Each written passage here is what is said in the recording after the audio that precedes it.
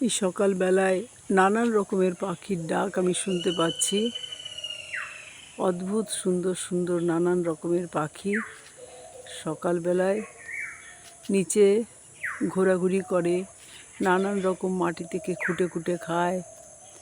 ওই যে শিরীষ গাছের ডালে একটা হলুদ রঙের পাখি বারবার উড়ে এসে বসছে, আর এদিকে ফিঙে, ঘুঘু, কাঠবেড়ালি সবই দেখতে পাচ্ছি। ওই যে কোথাও একটা, আমরা ওকে বউ কথা কও বলি, জানি না স্থানীয় কিছু নাম আছে কি না।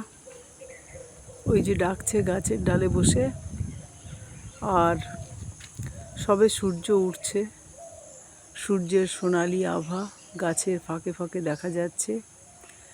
আকাশে মেঘও রয়েছে, গত রাত্রে প্রচুর বৃষ্টি হয়ে গেছে।